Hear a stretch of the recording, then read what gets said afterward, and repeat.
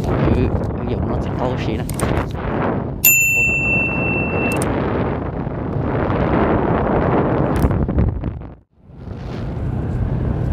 Thật sợ là nó dài thì nó thế này thì tôi việc khó nó thế này.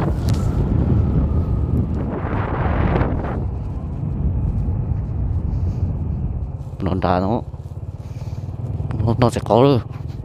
Ô là quá chi à?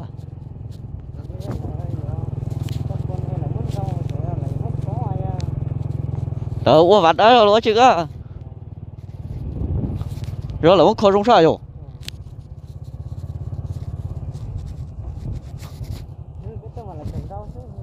Thấy à? Tụi đây nó nắm khăn á. Đây nắm khăn.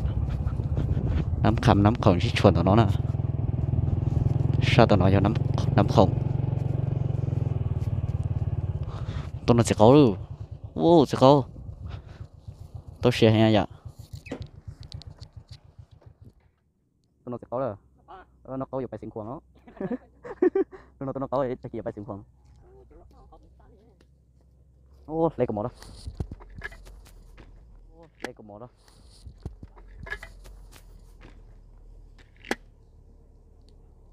Sao không?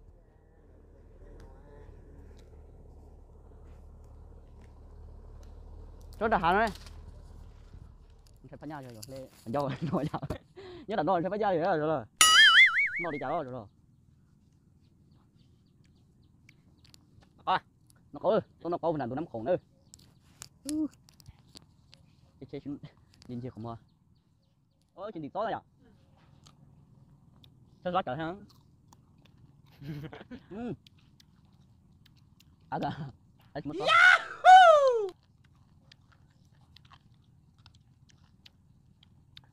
Nó tao nó tôi thao có tao toan. Tao nó xem. Tôi đen bỏ cục xì, nó tới khi nè. Tao người ta nó tới. Nó tao tới.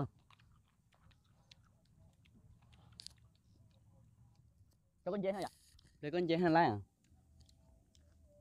Cái nó cho chơi hay ngay. Thật chứ cho là dê anh chị không?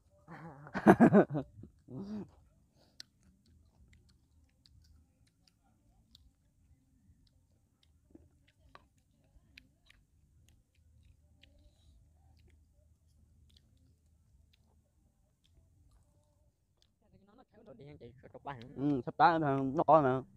Một tay. Bài mà xa nữa.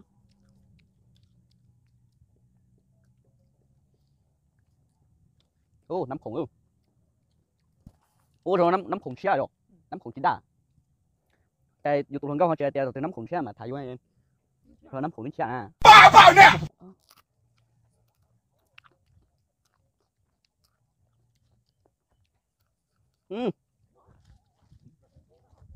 Chết nhẹ chú hay rồi. Rồi băm lần đó rồi nó. Cái dọn dê là cái dọn trái à. Dê ha.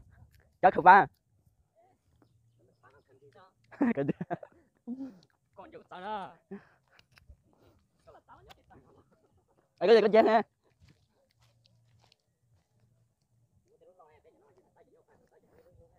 Đó, ủa. Giờ có chi giờ có khởi giờ có trái bóng à. Cái khởi giờ này cho lốp bóng.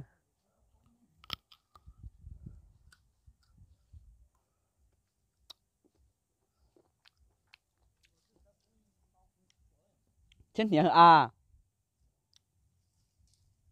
Ô nơi luôn hơn tiếng chết nhẹ cho nó à. Nó lại à.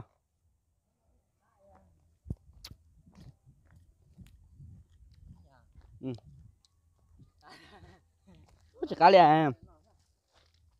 Cô nó. Thế bữa đêm mà chương trình chưa tốt vậy.